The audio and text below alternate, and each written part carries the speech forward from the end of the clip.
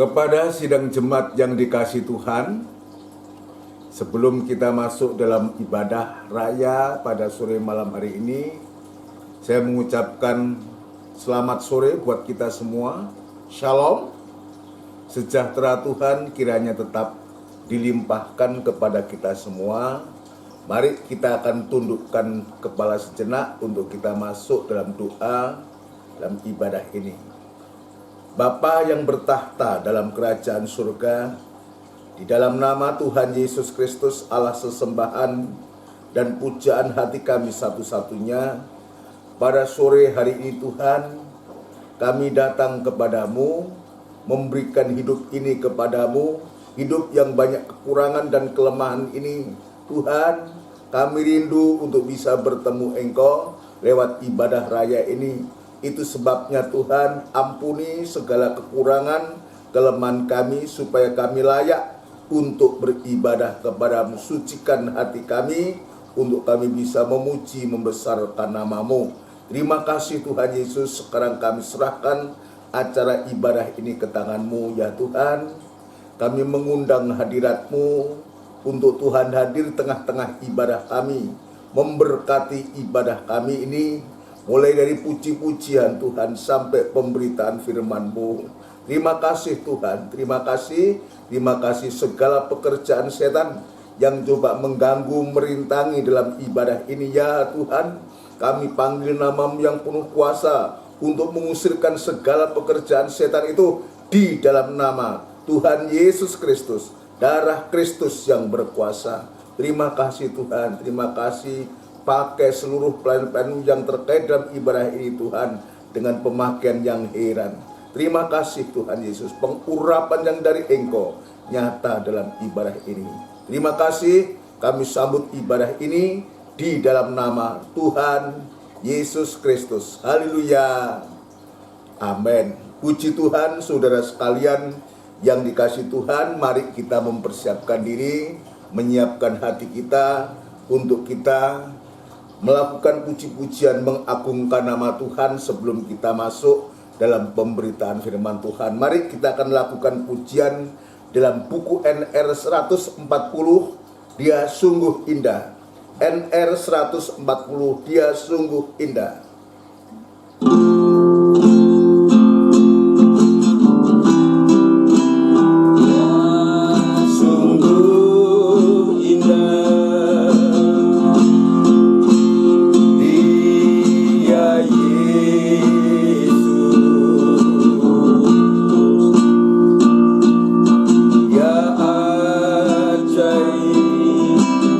Mulia, ya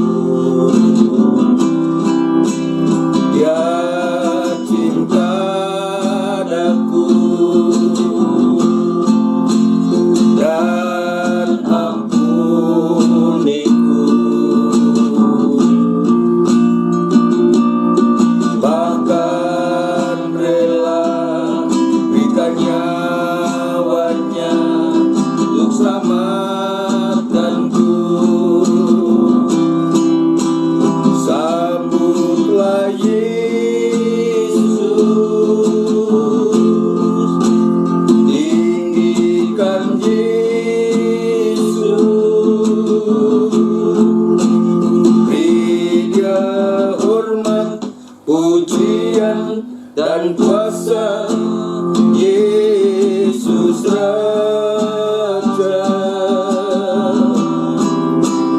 bagi yang mulia, ku angkat tanganku, kau ku puja, ku cinta, ku sembah. Haleluya.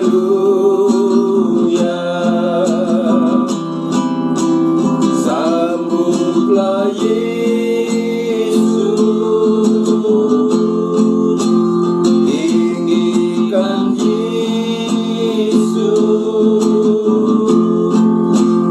beri Dia hormat, pujian dan kuasa. Yesus Raja, bagi yang mulia, ku angkat tanganku, kau ku puja, ku sembah, ku sembah. Haleluya.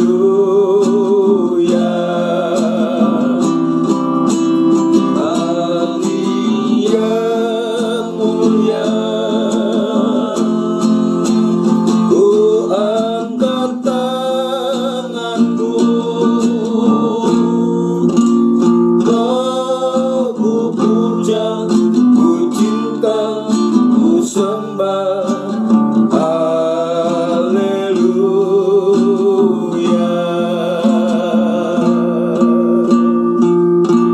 Haleluya.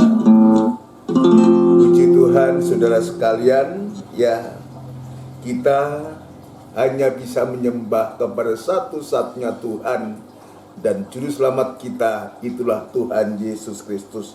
Dan kita memberikan penghormatan kepada Dia. Dia yang sudah berkorban untuk keselamatan kita, saudara sekalian. Dan sekarang biarlah kita juga menyembah Dia. Ya, menyembah dan mengagungkan Dia. Kita bisa mengangkat tangan kita untuk memuliakan Dia. Mari saudara sekalian, kita akan mempersiapkan diri untuk kita masuk dalam pemberitaan firman Tuhan. Dan kita akan melakukan pujian dari buku NR, saudaraku, buku NR nomor 300, menjadi seperti Kau Yesus. NR 300.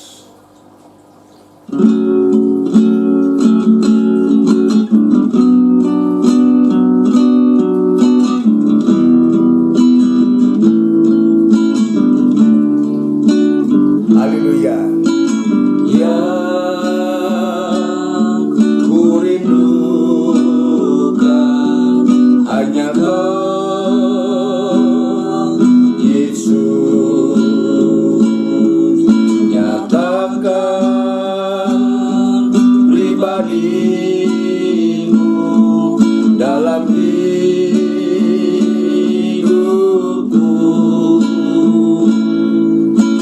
Yang ku dambakan menjadi seperti Kau, Yesus, di dalam perkataan, pikiran, perbuatan, menjadi seperti Kau, Yesus, menjadi seperti Kau, Yesus, menjadi sempurna dalam seluruh hidupku. Haleluya. Yang ku rindukan hanya Kau, Yesus. Nyatakan pribadi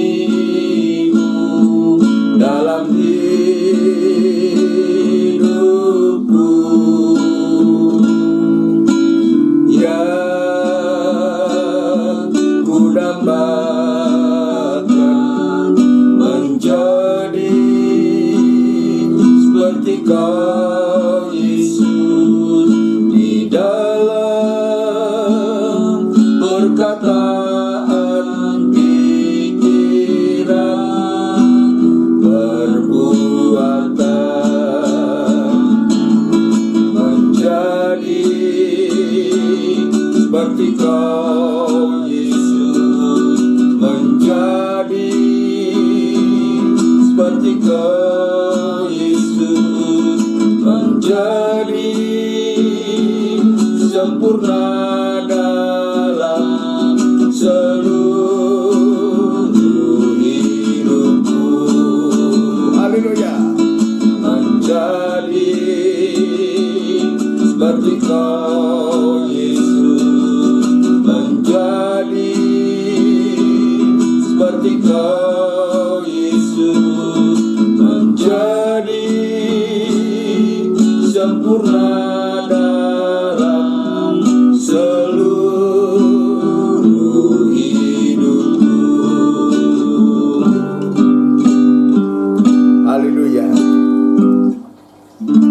Kita bersama tundukkan kepala.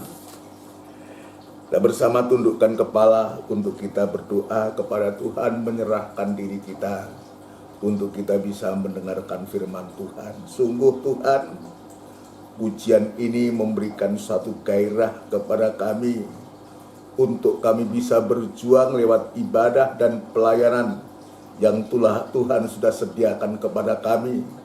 Lewat ibadah ini Tuhan, maka firman-Mu akan mengerjakan hati kami sampai sewaktu-waktu kami boleh menjadi sempurna seperti Engkau sempurna adanya Tuhan. Memang bagi kami manusia itu mustahil, tapi kami meyakini bahwa bagi Engkau tidak ada barang yang mustahil Tuhan. Terima kasih Tuhan, Engkau memberikan satu semangat, Engkau memberikan satu gairah, Engkau memberikan pengharapan kepada kami Tuhan.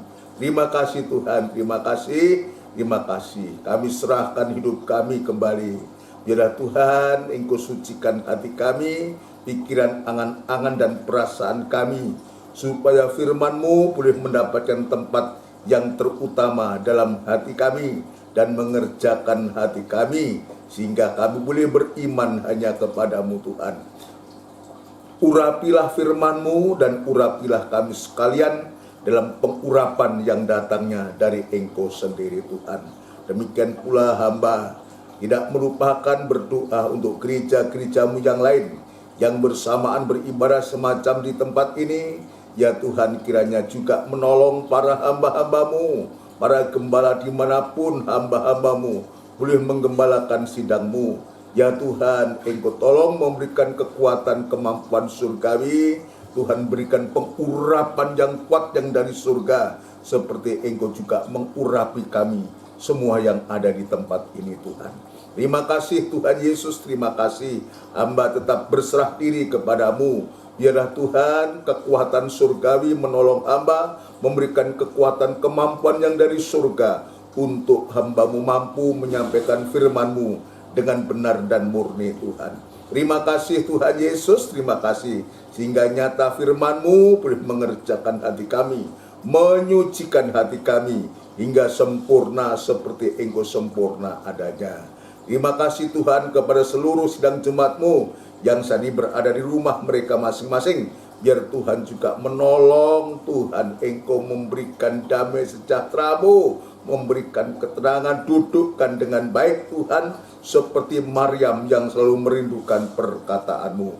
Terima kasih Tuhan, terima kasih. Kami sambut firman-Mu di dalam nama Tuhan Yesus Kristus. Haleluya. Amin. Puji Tuhan.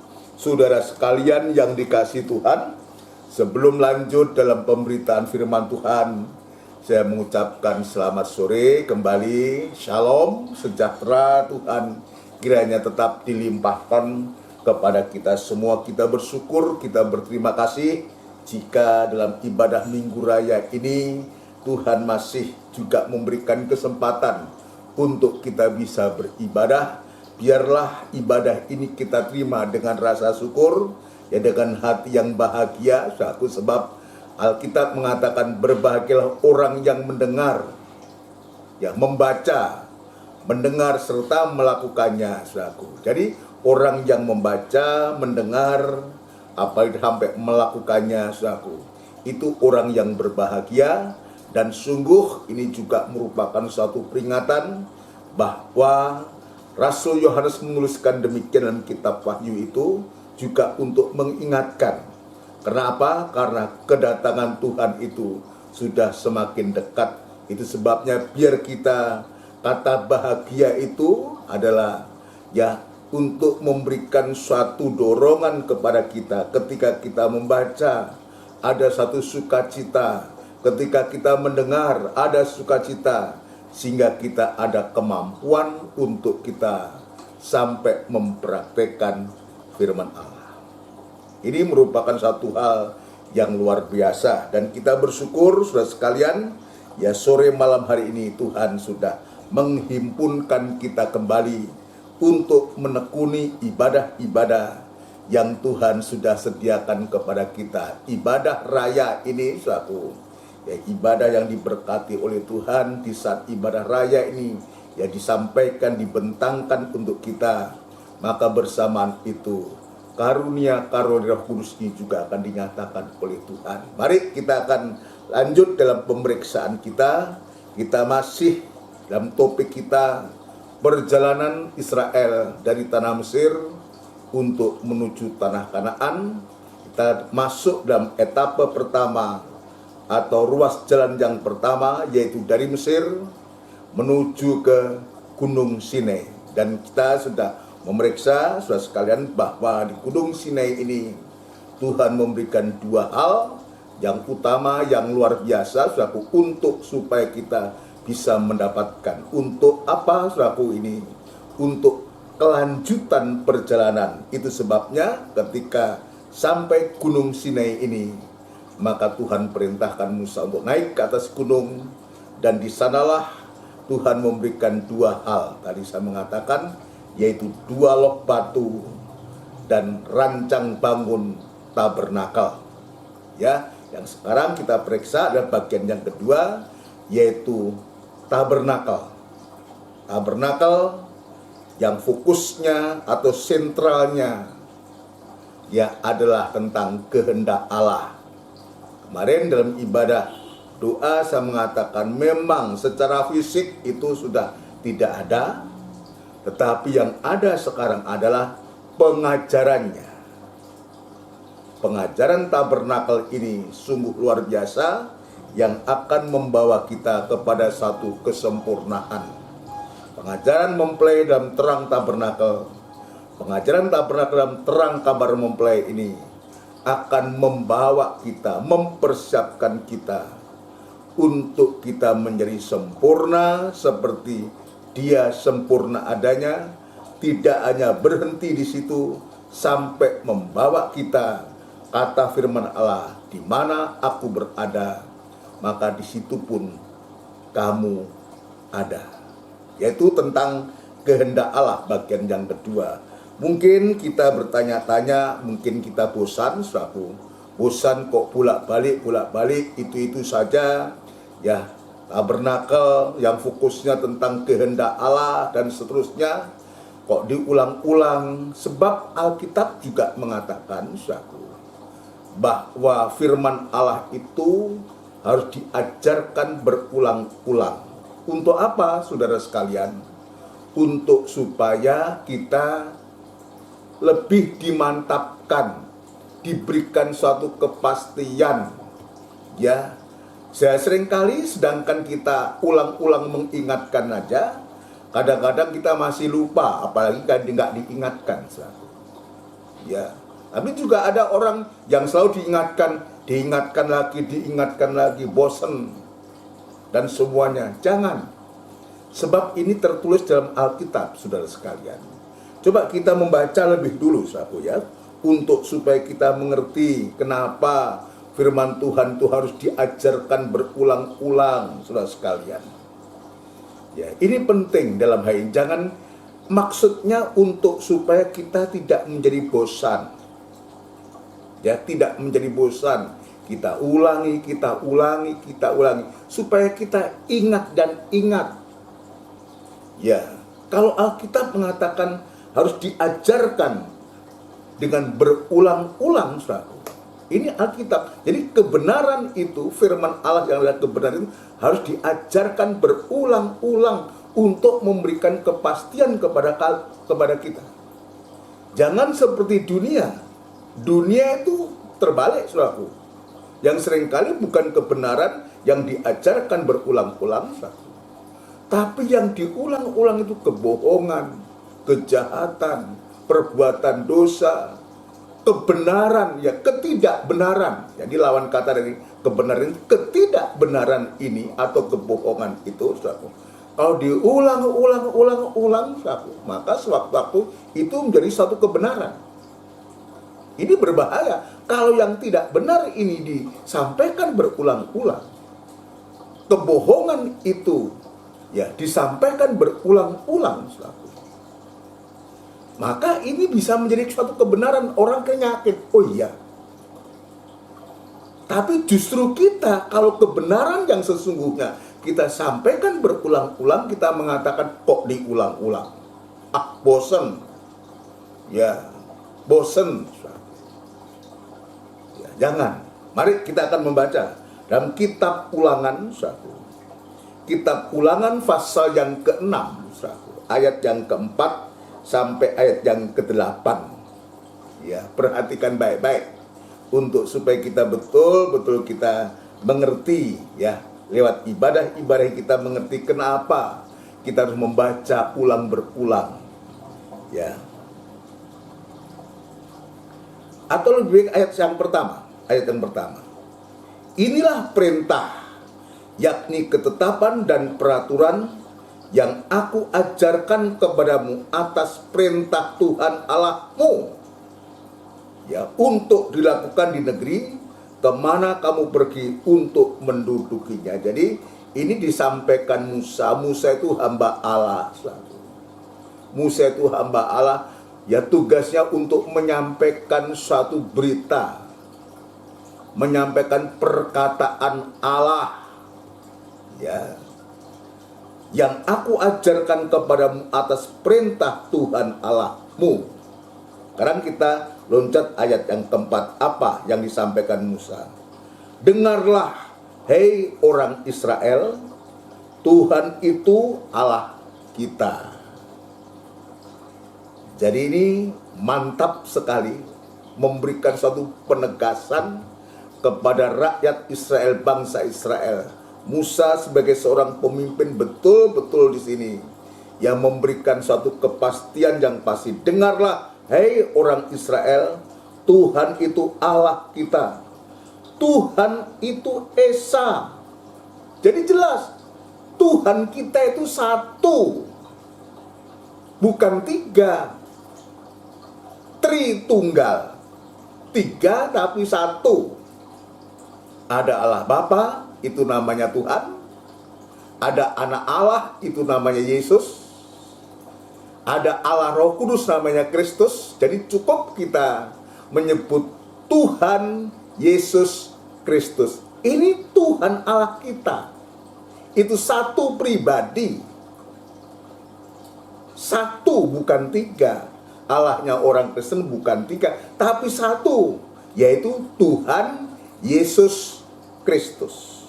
Dia sebutkan, Tuhan itu Allah kita, Tuhan itu Esa. Lalu sekarang isi dari apa yang disampaikan oleh Musa ini, ya, kasihlah Tuhan Allahmu dengan segenap hatimu dan dengan segenap jiwamu dan dengan segenap kekuatanmu. Apa yang kuperintahkan kepadamu pada hari ini haruslah engkau perhatikan. Ini perhatikan, saudara. Ya, apa yang kuperintahkan kepadamu pada hari ini haruslah engkau perhatikan. Apa itu? Ini artinya apa? Kalimat ini, wah, pasti ada sesuatu yang sangat penting. Ya, sebab penegasannya adalah untuk supaya engkau memperhatikan. Haruslah engkau perhatikan. Apa itu? Haruslah engkau mengajarkannya berulang-ulang kepada anak-anakmu. Jadi firman Tuhan ini, saudaraku, jangan menjadi bosan buat kita kalau diajarkan berulang-ulang dengan ayat yang sama mungkin. Ya. Coba bayangkan bangsa Israel itu tiap kali dia membaca kitab Taurat, ya 10 hukum tiap hari harus dibaca, saudaraku. Setiap saat, setiap waktu, saudaraku. Haruslah engkau mengajarkannya berulang-ulang kepada anak-anakmu dan membicarakannya apabila engkau duduk di rumah. Coba kita lihat.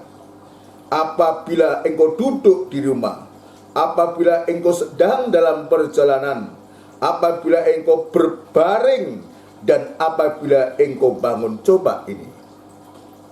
Ini Israel harus diajarkan ketika dia ada di rumah, dalam perjalanan, saat engkau tidur, mau berbaring, engkau berbaring, dan apabila engkau bangun. Jadi, ya 24 jam itu isinya hanya firman Tuhan. Ini Musa ini menyampaikan kepada bangsa Israel. Ya. Kenapa? Ya, orang-orang Israel dikenal orang yang cerdas, orang yang pandai. Sampai hari ini kita bisa melihat orang-orang dari Israel ini luar biasa, menjadi suatu kesaksian, banyak menemukan penemuan-penemuan yang luar biasa. Kenapa? Sebab sungguh-sungguh mereka sejak masih kecil sudah diajarkan tentang firman Allah. Ketika duduk di rumah, ya, ketika dalam perjalanan, ketika dia berbaring, dan ketika ia bangun. Jadi sepanjang-panjang hari itu hanya firman Tuhan. Jadi sebetulnya kalau kita melihat ini, saudaraku, janganlah kita selalu mengatakan bosan. Janganlah kita kok mengatakan diulang-ulang. Lebih dari itu, coba ayat yang ke-8. Ayat 8. Haruslah juga engkau mengikatkannya sebagai tanda pada tanganmu, dan haruslah itu menjadi lambang di dahimu, dan haruslah engkau menuliskannya pada tiang pintu rumahmu dan pada pintu gerbangmu. Ini luar biasa. Maksudnya apa ini? Untuk supaya kita ini menjadi anak-anak Tuhan. Kalau dulu itu diajarkan kepada bangsa Israel sebegitu luar biasanya. Sekarang buat kita, saya menyimpulkan aja, kenapa firman Allah ini harus diulang-ulang, untuk supaya kita selalu ingat firman Tuhan.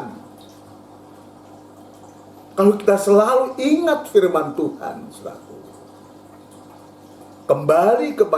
kembali kepada firman Tuhan, maka apapun yang sedang kita hadapi, kesusahan apapun yang sedang kita hadapi, masalah apapun yang sedang kita hadapi, kesulitan-kesulitan apapun yang sedang kita hadapi, bahkan ada kesalahan dalam dosa sekalipun, saudaraku, kalau kita ingat firman Tuhan, maka kita akan segera kembali kepada Tuhan. Ya, untuk supaya firman Allah itu kembali mengingatkan kita. Dan kalau kita diingatkan dan kita terima itu, saudara sekalian, maka kita bisa datang kepada Tuhan untuk menyelesaikan masalah-masalah, kesulitan-kesulitan apapun yang sedang kita hadapi ini kepada Tuhan.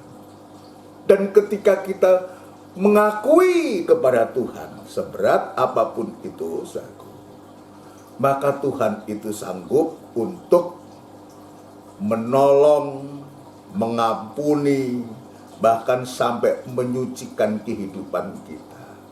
Jadi Tuhan itu baik. Tuhan itu baik. Dan itu diulangi, saudaraku. Bukan hanya di zamannya Musa. Ya, Musa mengingatkan kepada bangsa Israel untuk supaya diajarkan firman Allah diajarkan berulang-ulang. Tapi Rasul Paulus juga mengingatkan dalam suratannya, dalam suratan Filipi pasal yang ketiga, saudaraku. Filipi pasal yang ketiga, ya. Filipi pasal yang ketiga, kita akan membaca ayat yang pertama, ayat 1b. Filipi pasal 3 ayat 1b. Menuliskan hal ini lagi kepadamu tidaklah berat bagiku dan memberi kepastian kepadamu. Ya, untuk memberi kepastian kepada kita, untuk memantapkan kehidupan kita. Jadi ini, menuliskan berulang-ulang itu artinya mengajarkan berulang-ulang itu satu. Untuk memberikan kemantapan, memberikan kepastian kepada kita. Kenapa ini penting? Coba kita baca ayat yang kedua. Paulus dia menuliskan ini, saudaraku. Ya, tidaklah berat bagiku dan memberi kepastian kepadamu. Ayat 2, hati-hatilah terhadap anjing-anjing.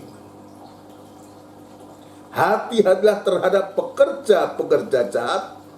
Hati-hatilah terhadap penyunat-penyunat yang palsu. Kalau ini, saudaraku, firman Allah ini tidak diulang, saudaraku.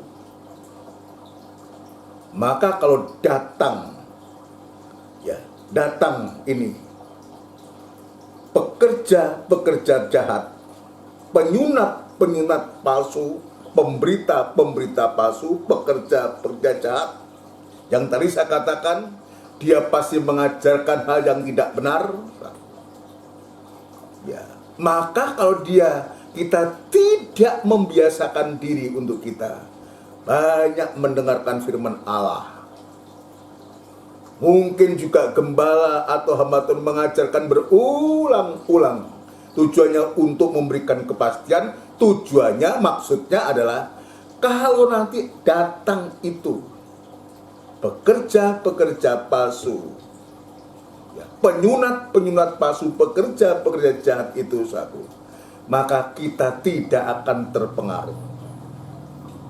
Sebab kita sudah diberikan kepastian oleh firman Tuhan, dimantapkan ya oleh firman Tuhan. Dan firman Allah bukan hanya kita dengar, tapi firman Allah sudah tertukik dalam hati kita dan menjadi iman satu, maka siap untuk dipraktekkan. Firman itu menjadi praktek dalam kehidupan kita. Puji Tuhan. Mari sekarang saya akan lanjutkan dalam pemeriksaan kita. Maafkan saudara sekalian.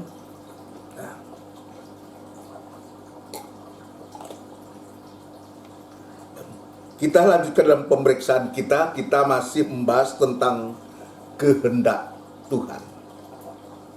Ya, jadi fokus dari pengajaran tabernakel ini, saudaraku, adalah mengemukakan tentang kehendak Tuhan. Kehendak Tuhan itu artinya kemauan Tuhan. Bukan kemauan Musa, bukan kehendaknya Musa, Harun, tetapi khusus dalam pembangunan tabernakel ini, yang berkehendak itu adalah Allah.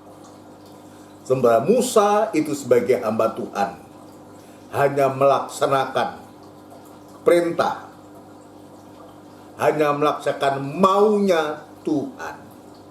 Ya, puji Tuhan. Ini yang kita bisa sampaikan. Lah, sekarang kita akan menunjuk, kita akan melihat.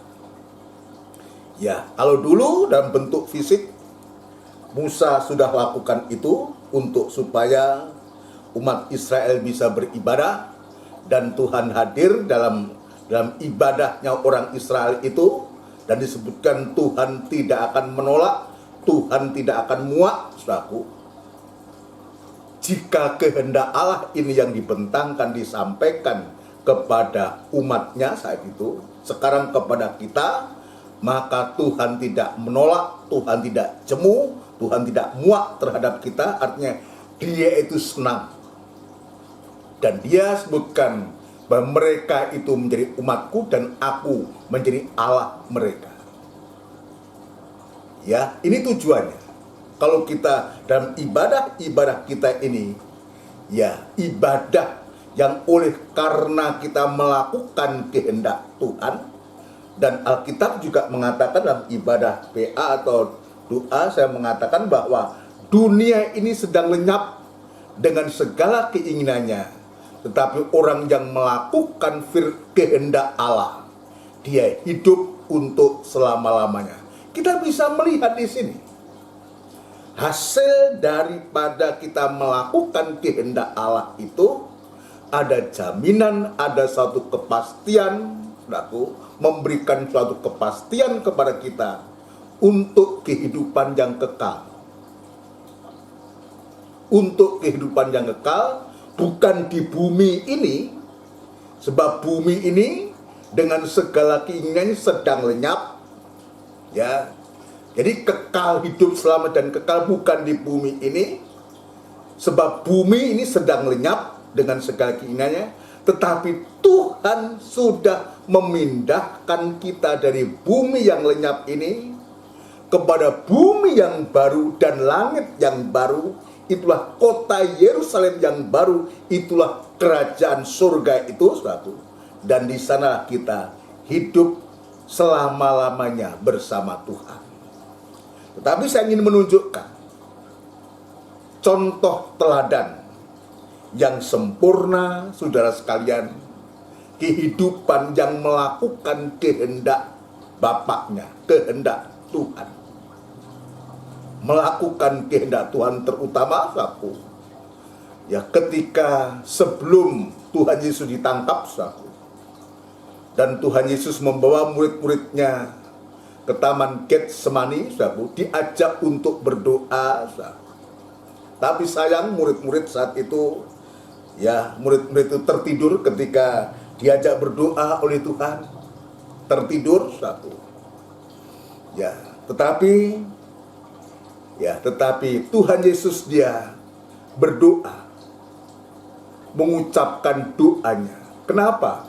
Sebab setelah itu satu, maka Tuhan Yesus akan memulai kehidupan hidup yang betul-betul seperti dinubuatkan, akan menghadapi penderitaan-penderitaan sampai dia mati tergantung di kayu salib.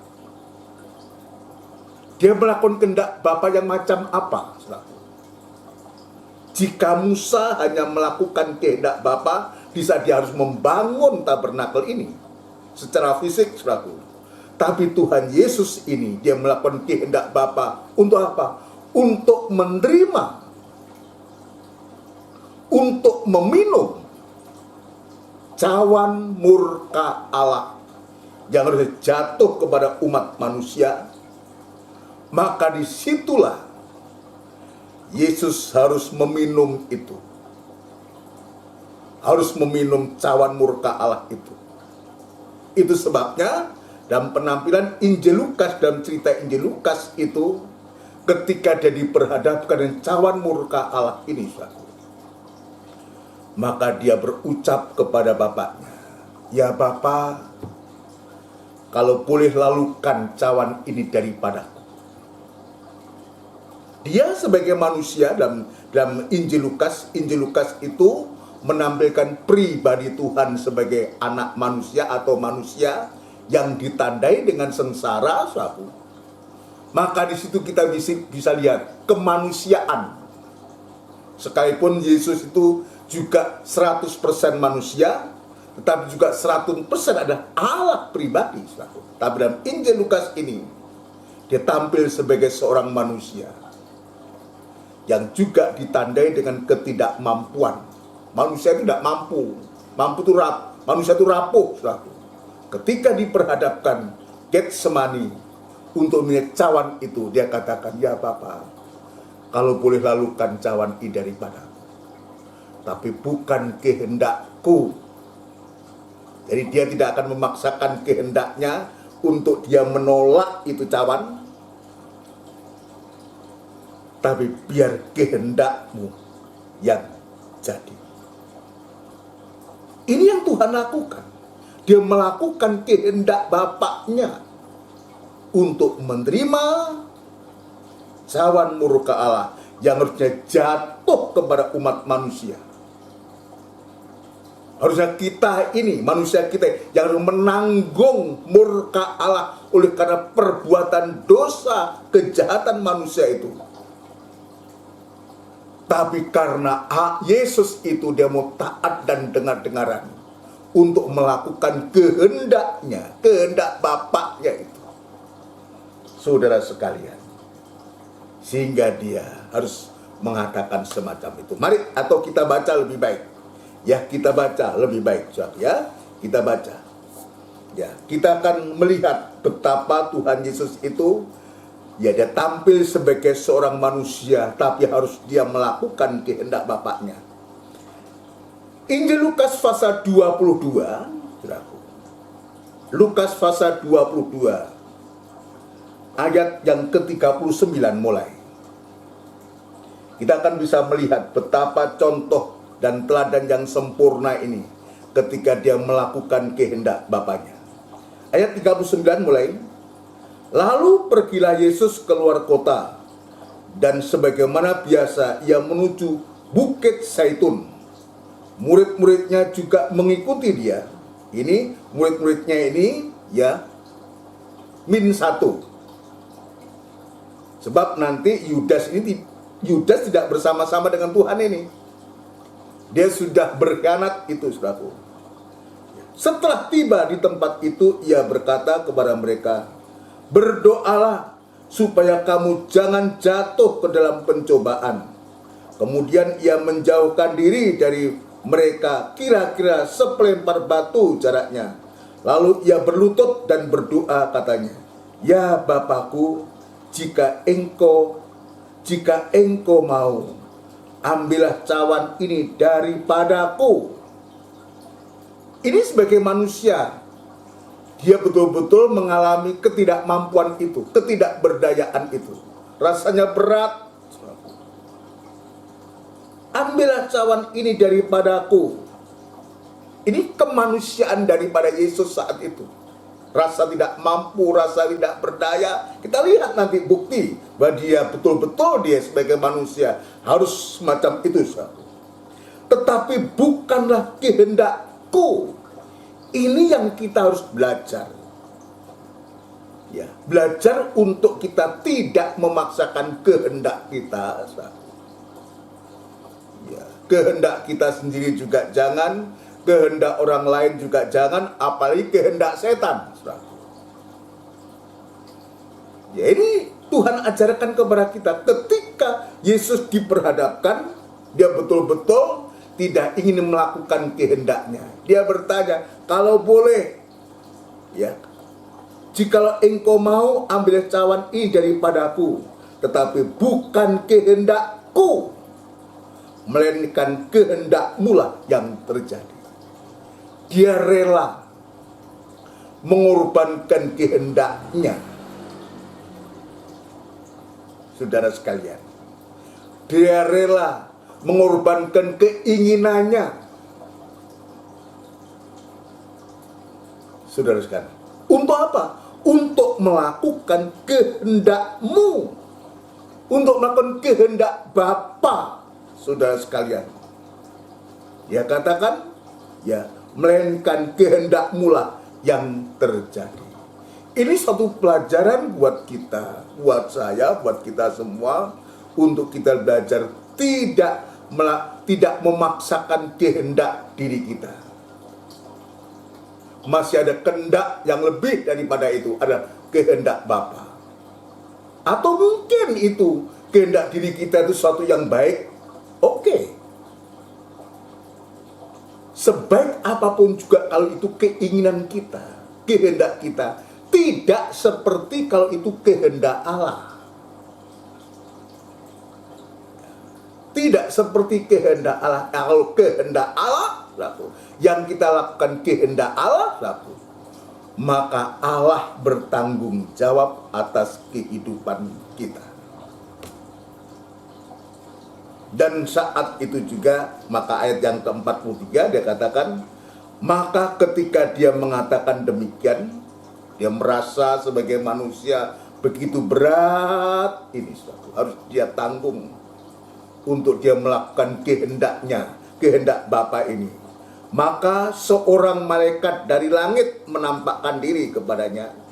Ya, kata langit itu identik dengan surga, saudaraku. Maka seorang malaikat dari langit atau dari surga menampakkan diri kepadanya untuk memberi kekuatan kepadanya. Coba bayangkan. Yang dia wujudnya Allah, tapi karena dia tampil sebagai manusia, saudaraku, ya, harus menghadapi semacam itu. Maka malaikat dari langit ini, dia datang untuk apa? Untuk memberikan kekuatan kepadanya. Ia sangat ketakutan. Lihat kemanusiaannya itu. Ya, kemanusiaan Yesus itu sama dengan kita. Manusia kita ini ditandai dengan ketakutan.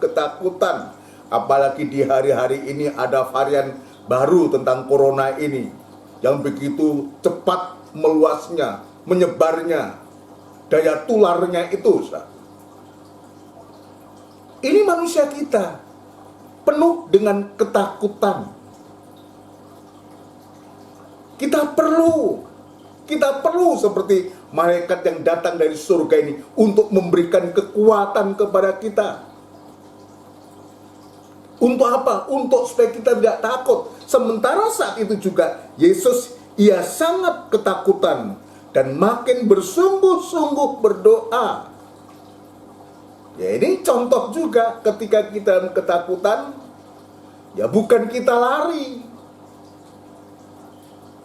Ya, seringkali kan begitu, karena kita takut, kalau kita lari begitu saja. Tapi Alkitab ini mengajarkan dalam ketakutan itu justru dia makin bersungguh-sungguh berdoa. Makin sungguh-sungguh untuk kita bisa berserah kepada Tuhan. Semakin berserah kepada Tuhan. Biar ini juga yang memberikan ya motivasi kepada kita di hari-hari ini. Ya, bukan kita takut, bukan kita khawatir lalu kita berputus asa. Jangan. Justru ketika kita dalam ketakutan, ya seperti Yesus alami, dalam kekhawatiran, dalam kebimbangan, saatnya untuk kita bersungguh-sungguh berdoa. Sungguh-sungguh kita menyerahkan diri kepada Tuhan. Berserah, mempercayakan diri, mempercayakan diri kepada Tuhan. Untuk supaya Tuhan itu nanti yang akan menolong kita. Mengutus malaikatnya untuk memberikan kekuatan kita. Ya, untuk supaya kita tidak sampai kita jatuh, kita putus asa. Mengutus malaikatnya. Ya, dia sebutkan, maka seorang malaikat dari langit menampakkan diri kepadanya. Malaikatnya itu kalau untuk sekarang ini adalah hamba-hamba Tuhan, para gembala yang menyampaikan firman Allah. Artinya ketika kita dalam ketakutan, kekhawatiran, sebetulnya yang kita butuhkan itu adalah firman Tuhan yang disampaikan oleh utusan-utusan ini. Lewat ibadah-ibadah ini, ya, untuk supaya membangkitkan semangat kita. Bukan sebaliknya, untuk menggairahkan kita kembali. Sampai disebutkan peluknya menjadi seperti titik-titik darah yang bertetesan ke tanah. Ini bukti kemanusiaan Yesus ini juga kemanusiaan kita, yang juga punya rasa takut, khawatir, rasa yang begitu luar biasa, saudara sekalian.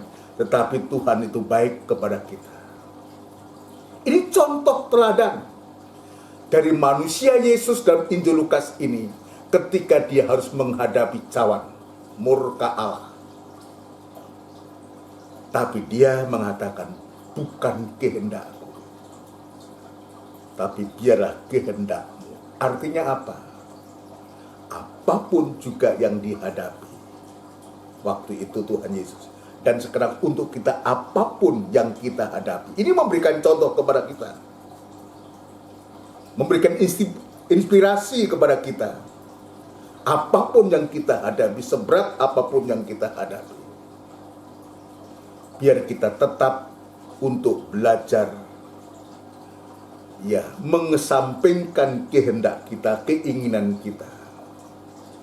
Dan kita semua mau justru melakukan kehendaknya Allah. Melakukan kehendak Allah. Kenapa? Kalau kita melakukan kehendak Allah, maka tadi saya mengatakan 1 Yohanes pasal 2 ayat 17, dia akan hidup untuk selama-lamanya.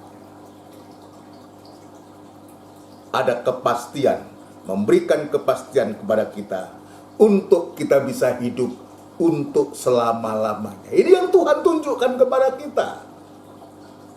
Ya, melakukan kehendak Allah, hidup kekal untuk selama-lamanya. Puji Tuhan. Banyak orang, saudaraku, banyak orang rindu ingin untuk masuk surga, untuk hidup selama-lamanya. Ya, nanti kita baca. Ada contoh, saudaraku. Kita belajar untuk selalu kembali kepada firman Allah, contoh-contoh dari firman Tuhan, saudaraku, untuk memberikan kepastian kepada kita. Ya, bukan contoh di dunia, ya, hanya sekedar dongeng dan semua, bukan. Ya, yang tidak. Kenapa kita tidak mau mengambil contoh dunia? Apa yang baik sih dari dunia ini? Hanya nampaknya baik tapi tidak menjanjikan apa-apa. Dunia yang begitu indah ini, kemarin saya mengatakan, sesungguhnya padang belantara, gersam. Cuma kita ini seringkali, ya, terbuai dengan apa yang nampak kasat mata ini.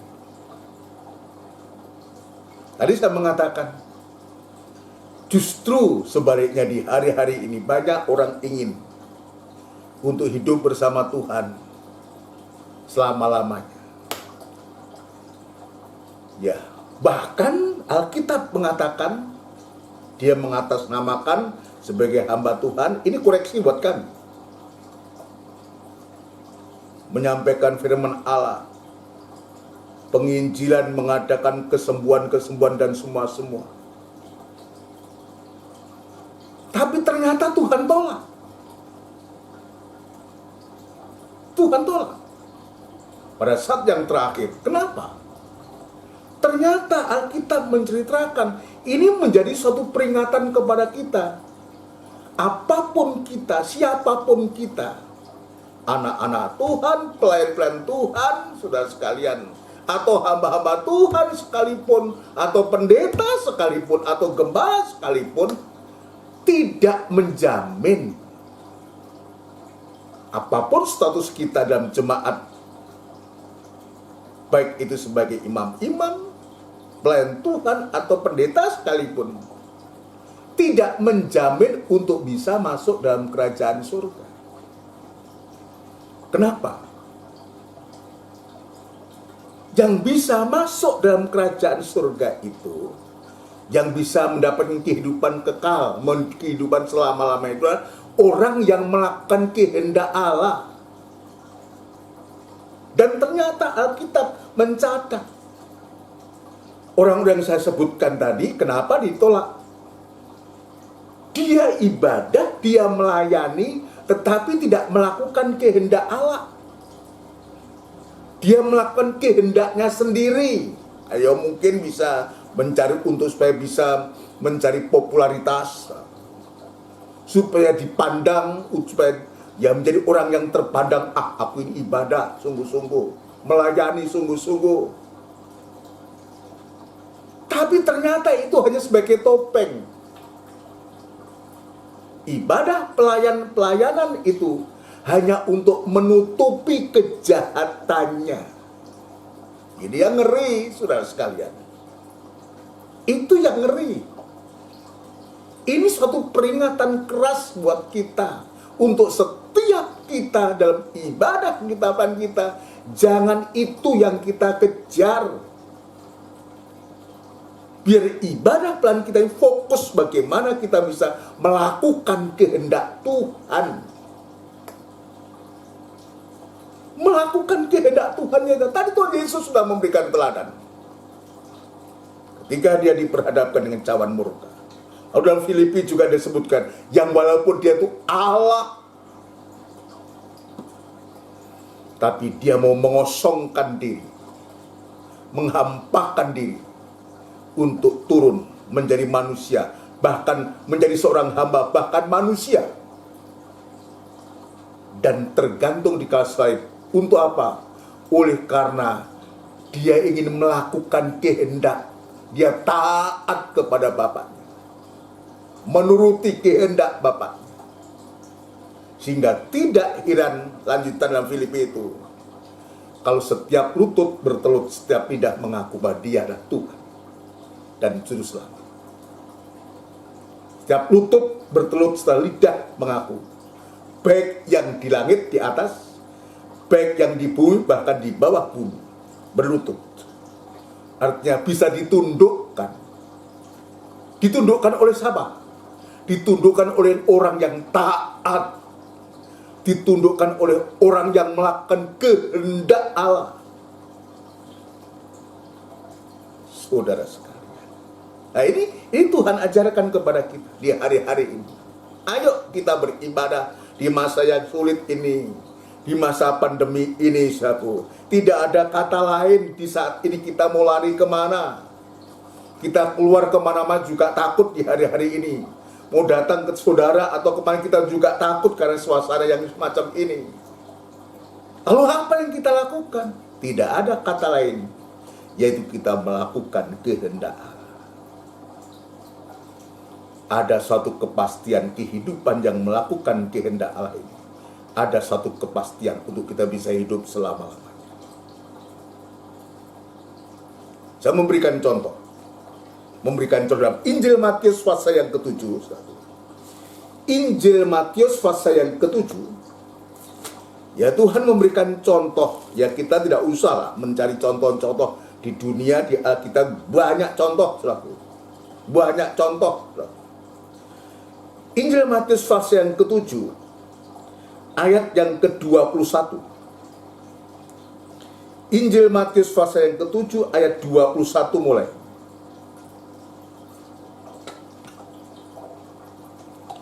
Begini bunyi firman Tuhan. Bukan setiap orang yang berseru kepadaku, Tuhan, Tuhan, akan masuk dalam kerajaan surga. Tadi saya mengatakan, ya bahwa kita beribadah, kita bisa melayani, hamba Tuhan bisa berkhotbah, bisa menginjil, bahkan mengadakan mujizat-mujizat sekalipun, saudaraku. Dan digambarkan, bukan setiap orang yang berseru kepadaku, Tuhan, Tuhan, akan masuk dalam kerajaan surga. Bukan itu menjadi ukuran. Itu tidak menjamin apapun kita, embel-embel kita. Tetapi ayat selanjutnya, melainkan dia yang melakukan kehendak Bapakku yang di surga. Ini ukuran. Sekalipun kita hebat sehebat apapun juga. Tetapi kalau kita tidak melakukan kehendak Bapa di surga, maka kita hanya diumpamakan hanya orang yang mengatakan Tuhan, Tuhan. Menyebut nama Tuhan, semua menyebut nama Tuhan, menggunakan nama Tuhan. Padahal sesungguhnya kita jelas mengatakan tidak oleh karena melakukan kehendak Tuhan, hanya sekedar apa yang kita akan hanya untuk menutupi kejahatan kita, menutupi kenajisan kita, menutupi kebobrokan kita. Atau juga mungkin juga kita menyampaikan, melakukan oleh karena ingin mencari popularitas, supaya dipuji, supaya disanjung, supaya dihormati dan semua-semua. Bukan karena melakukan kehendak Bapa.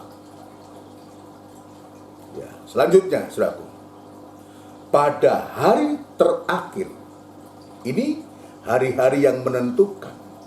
Itu sebabnya di hari-hari ini, sampai Tuhan masih memberikan kesempatan untuk kita bisa beribadah, untuk kita bisa melayani Tuhan.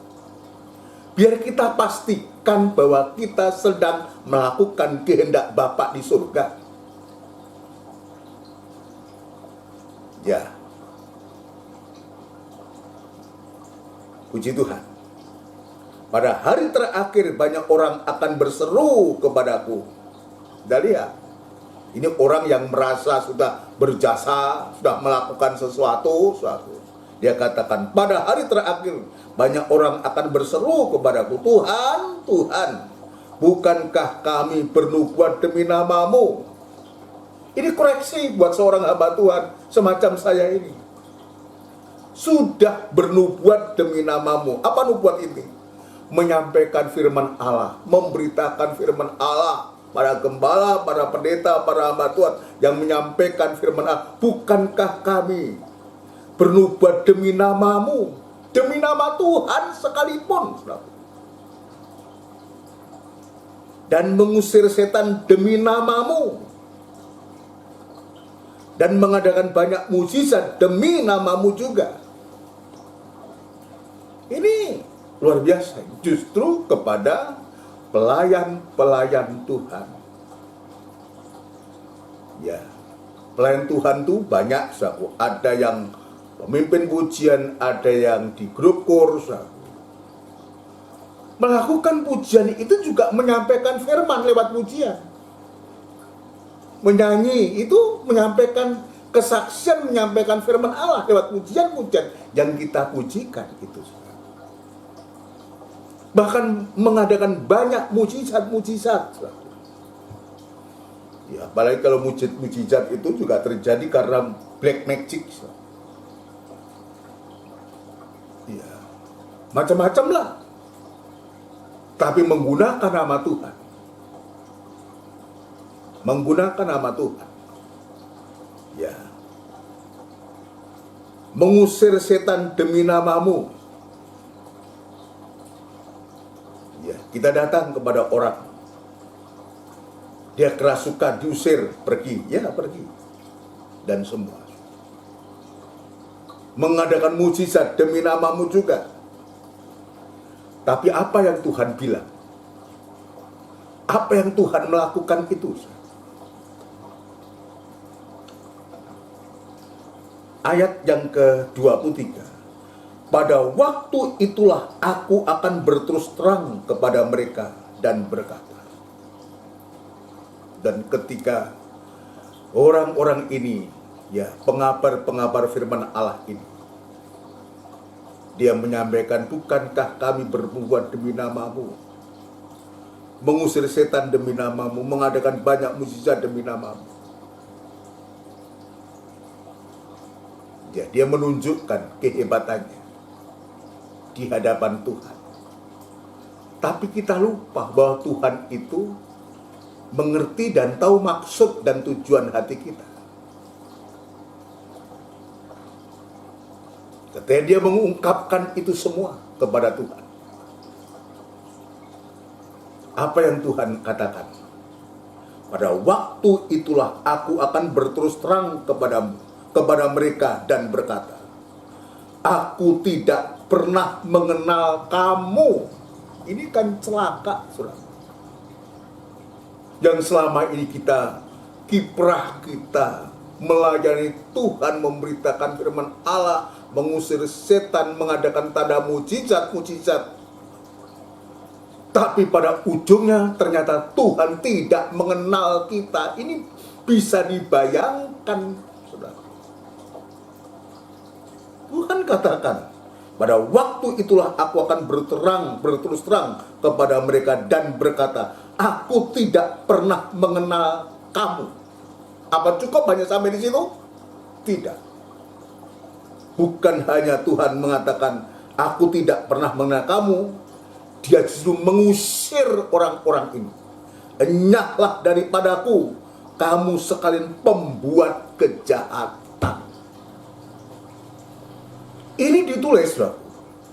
Ini ditulis untuk kita, untuk mengingatkan kita, untuk memberikan kepastian kepada kita. Itu sebabnya jangan bosan-bosanlah kalau firman Allah diulang-ulang untuk disampaikan itu.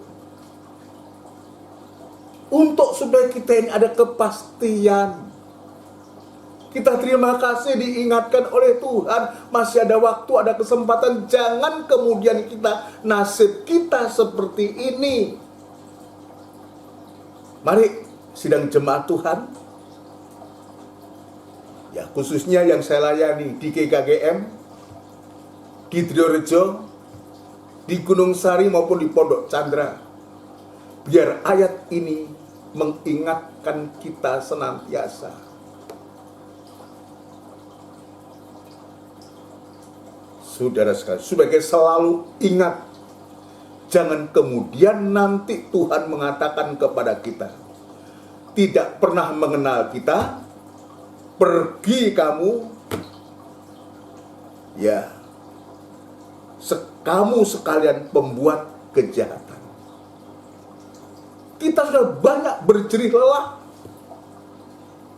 banyak berkorban harta benda, waktu dan tenaga untuk kita beribadah, untuk kita bisa melayani. Tapi kalau ujungnya semacam ini, untuk apa? Itu sebabnya ini biar jadi peringatan keras kepada kita. Apa sebabnya? Dan ternyata jelas apa yang dilakukan orang-orang ini bukan melakukan kehendak Bapa, tapi dia bekerja, dia melayani dengan hati yang jahat, pembuat kejahatan, merancangkan kejahatan. Saudara-saudara sekalian, ini menjadi peringatan buatku, buat kita semua, untuk kita segera sadar. Ayo kita perbaharui, mulai malam hari ini ibadah plan kita. Apa motivasi ibadah plan kita ini? Biar kita perbaharui.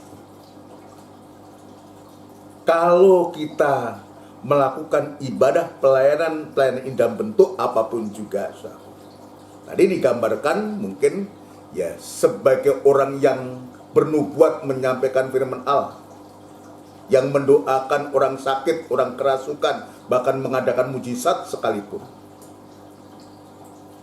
Biar itu kita lakukan oleh karena kita melakukan kehendak Allah. Bukan kita melakukan itu atas motivasi yang jahat, apalagi kita akan betul-betul akan ditolak. Kita benar-benar akan ditolak. Ya. Dan bukan hanya itu, dalam perumpamaan tentang talenta, saudara.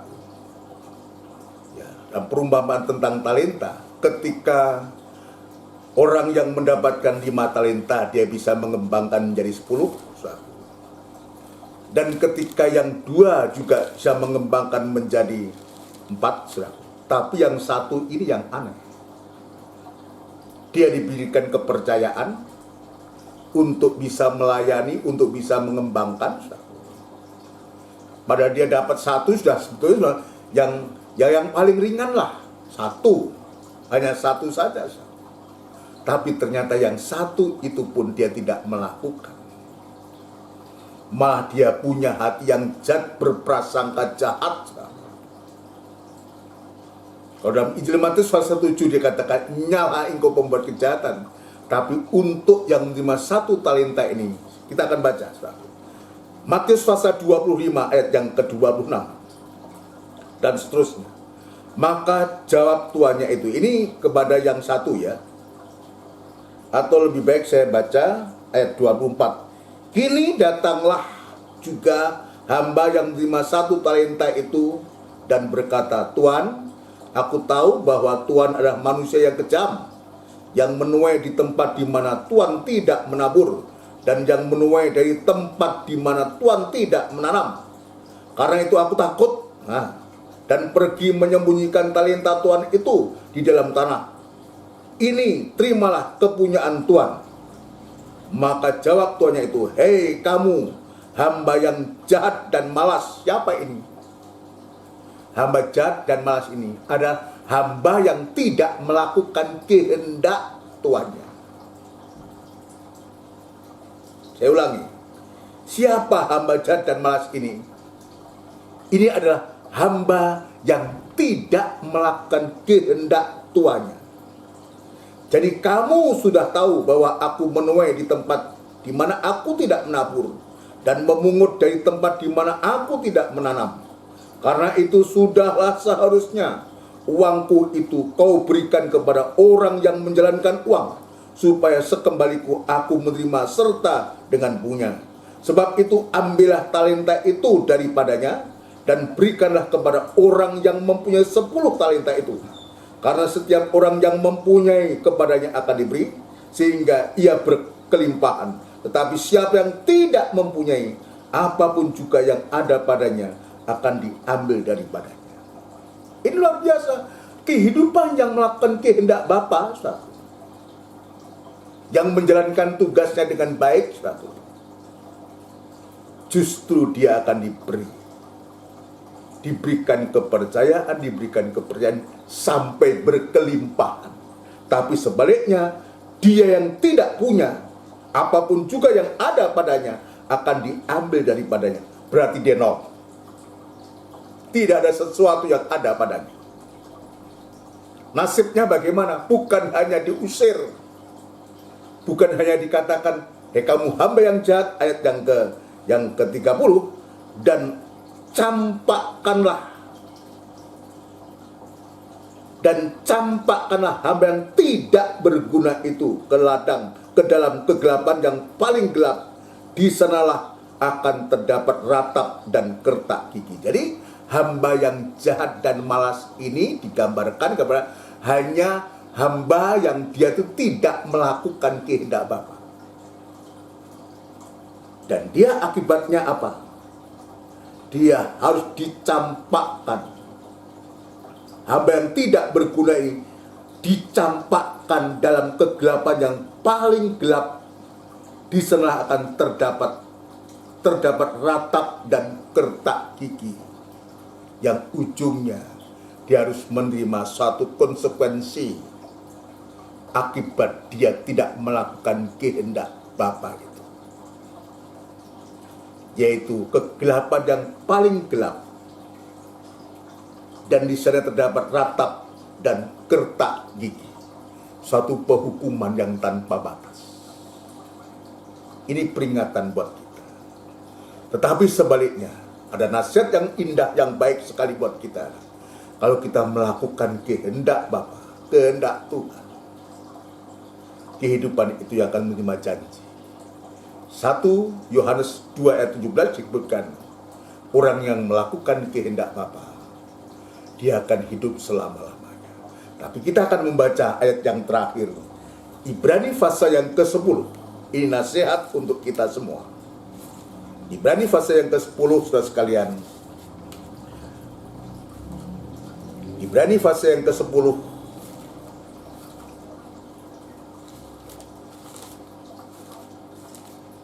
ya. Ayat yang ke-35 sampai dengan ayat 37, perhatikan baik. Janji apa yang Tuhan sediakan kepada kita? Ya, kepada kita. Sebab itu janganlah kamu melepaskan kepercayaanmu. Atau lebih baik saya baca ayat 25 lebih dulu. Ayat 25. Ibrani pasal 10 ayat 25. Janganlah kita menjauhkan diri dari pertemuan-pertemuan ibadah kita, seperti dibiasakan oleh beberapa orang. Tetapi marilah kita saling menasihati, dan semakin giat melakukannya menjelang hari Tuhan yang mendekat. Ayat 35. Sebab itu janganlah kamu melepaskan kepercayaanmu. Perhatikan, jadi hari-hari nasihat buat kita. Jangan melepaskan kepercayaanmu. Apapun yang dipercayakan Tuhan untuk kita, terutama ibadah pelayanan ini, jangan kita melepaskan kepercayaanmu, karena besar upahmu yang menantinya.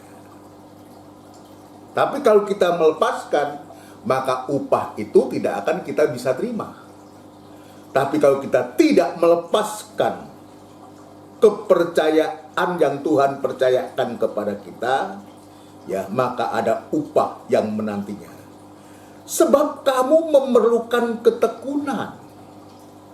Hari-hari ini, saudaraku, sebab kamu memerlukan ketekunan supaya sesudah kamu melakukan kehendak Allah.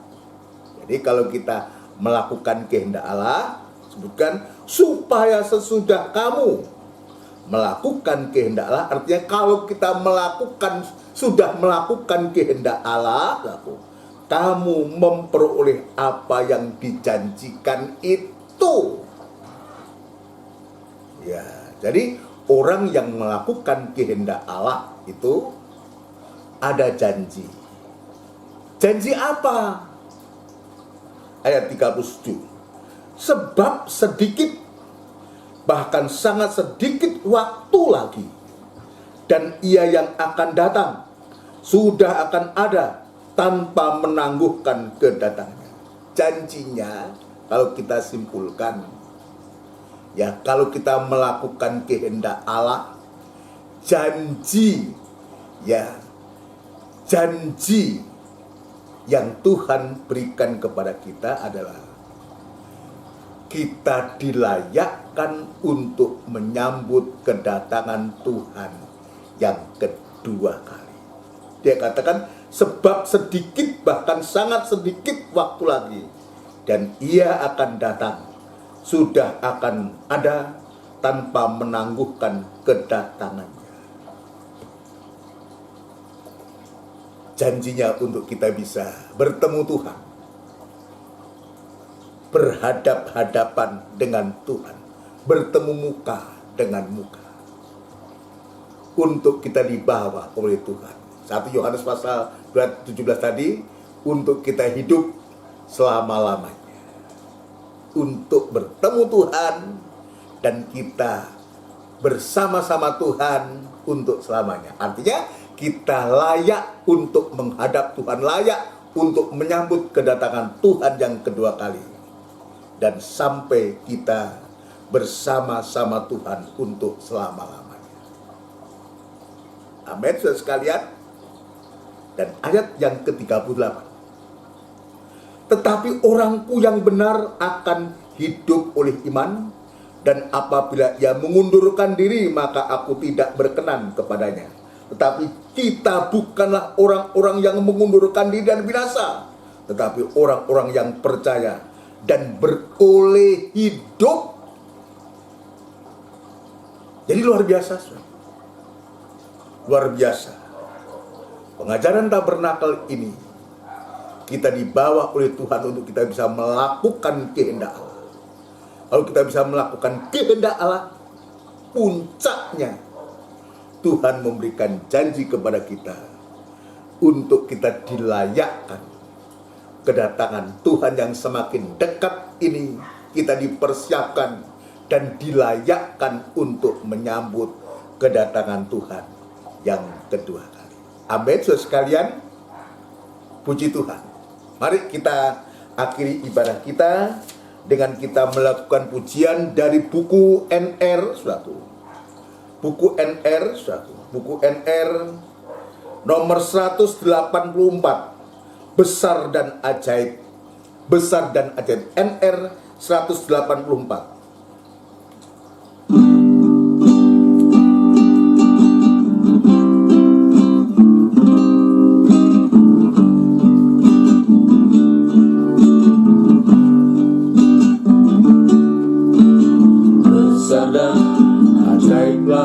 Karyamu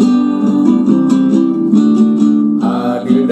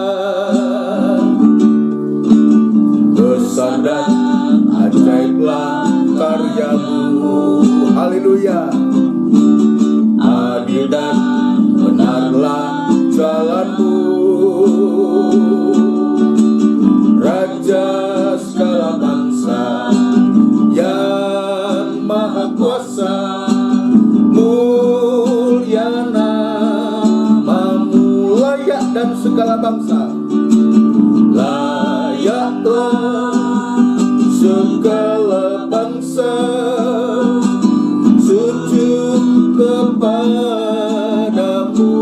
Haleluya. Sebab Kau Allah yang kudus, layak disembah, layaklah segala bangsa sujud kepadamu. Sebab Kau Allah yang kudus, layak disembah. Sebab Kau Allah yang kudus, layak disembah.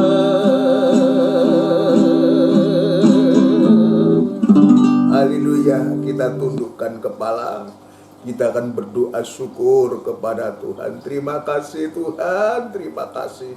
Kembali hanya Engkau-lah yang layak untuk disembah dan dipuji. Engkau yang maha kudus, kami muliakan Engkau Tuhan, yang Engkau juga akan segera datang kembali. Itu sebabnya ya Tuhan, sekali lagi terima kasih untuk firman Tuhan.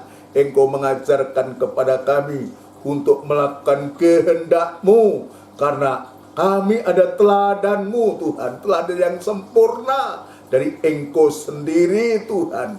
Itu sebabnya tolong Tuhan kekurangan kelemahan kami, Tuhan ketidakmampuan kami, Tuhan Engkau menolong untuk kami sungguh-sungguh Tuhan, untuk kami bisa melakukan kehendak daripada Engkau. Terima kasih Tuhan Yesus, terima kasih untuk firman Tuhan pada ibadah raya ini sudah memberkati kami, biar tersimpan dalam hati kami menjadi iman untuk kami sungguh-sungguh mempraktekkan dalam kehidupan kami sehari-hari, sambil kami boleh menantikan kedatangan-Mu yang kedua kali, yang merupakan janji yang luar biasa yang Engkau berikan kepada kami. Terima kasih Tuhan, terima kasih. Di dalam nama Tuhan Yesus Kristus kami alaskan doa dan sembahyang kami. Haleluya, amin. Puji Tuhan. Saudara sekalian, demikian rangkaian ibadah kita. Dan ibadah raya ini Tuhan sudah memberkati kita semua. Mohon perhatiannya untuk jadwal ibadah kita. Nanti kita akan kembali ibadah kita sepekan ini, ya, kembali pada hari Rebu itu ibadah PA yang disertai dengan perjamuan suci, yang dimulai jam 5:30 sore tepat. Bagi yang ingin menggunakan untuk bisa mempersiapkan diri ya di rumah masing-masing, menyiapkan anggur atau menyiapkan apa yang bisa, atau roti, atau hosti, dan juga dilanjutkan pada hari Kamis itu merupakan ibadah doa dan penyembahan, juga dimulai jam 5:30 sore tepat, jam 5:30 sore tepat, dan kita kembali pada hari Minggu, tanggal berapa itu? Tanggal 4, ya, tanggal 4 Juli, tanggal 4 Juli, itu merupakan suatu ya minggu atau minggu yang pertama bulan Juli. Nanti ibadah minggu depan itu tanggal 4 Juli disertai dengan perjamuan suci, ya, disertai dengan perjamuan suci. Untuk mohon perhatiannya kepada kita semua, ya. Puji Tuhan, Tuhan memberkati kita semua.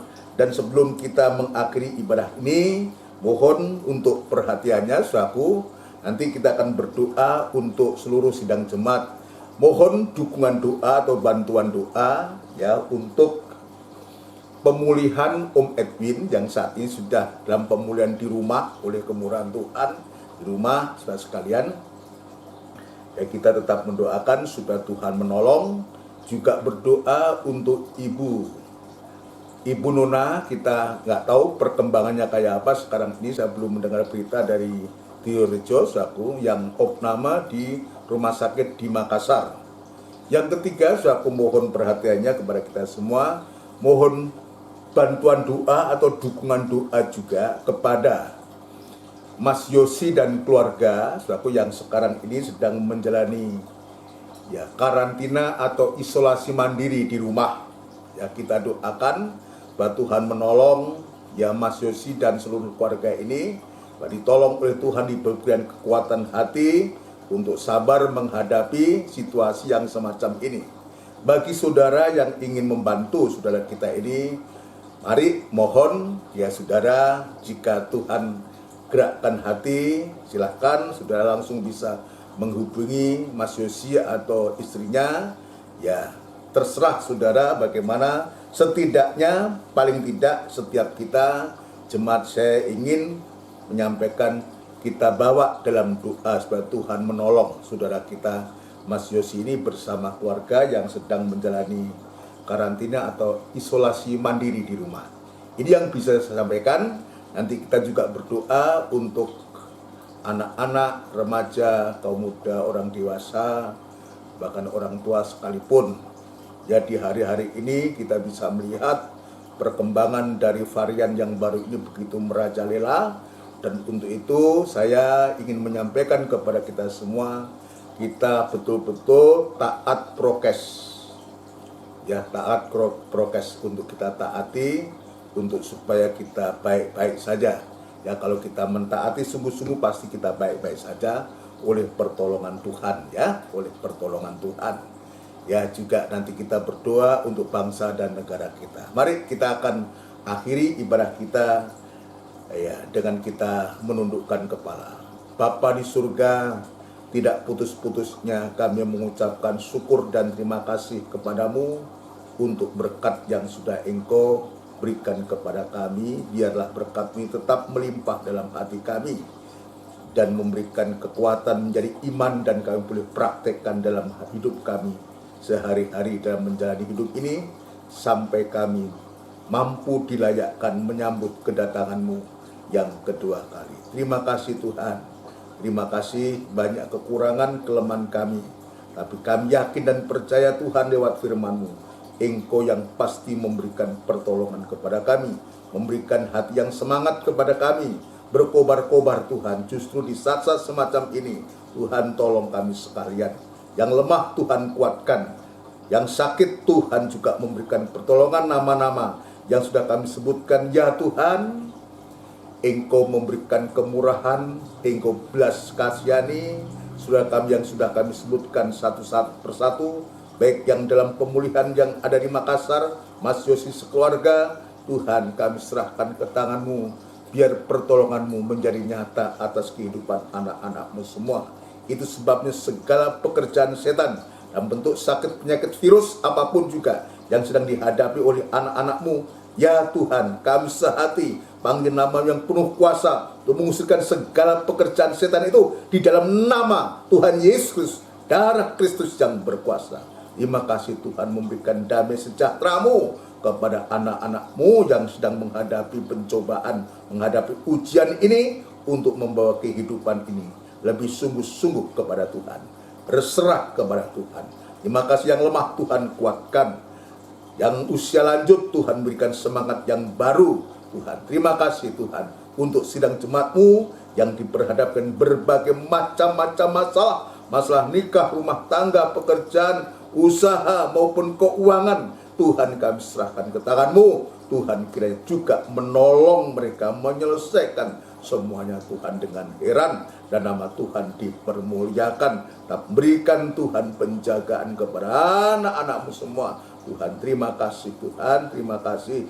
Demikian pula kami berdoa untuk bangsa dan negara kami, Republik Indonesia yang kami cintai. Tuhan, kiranya Engkau menolong bangsa kami ini, para pemimpin kami, mulai Bapak Presiden, Wakil Presiden, jajaran menteri yang ada, pejabat tinggi negara di pusat maupun di daerah. Demikian juga TNI Polri, bau-membau Tuhan untuk mengatasi apa yang dihadapi oleh bangsa kami ini Tuhan. Terima kasih Tuhan, kami juga tidak melupakan ibadah-ibadah yang Tuhan sediakan kepada kami. Ya Tuhan, Engkau memberikan kepada kami ketekunan untuk kami boleh melakukan ibadah-ibadah ini yang akan membawa kehidupan kami untuk kami senantiasa bersama Engkau Tuhan. Terima kasih Bapa di surga. Terima kasih, sebentar kami akan berpisah satu dengan yang lain. Ya Tuhan, Kau tetap menolong kami semua, tubuh, jiwa, roh kami serahkan kepadamu Tuhan. Terima kasih saudaraku yang kasih. Biarlah rahmat anugerah cinta yang besar yang datangnya dari Allah Bapa, Sang Putra dan Roh Kudus yang sepenuhnya di dalam nama Tuhan Yesus Kristus. Haleluya. Amin. Selamat malam. Tuhan memberkati kita semua.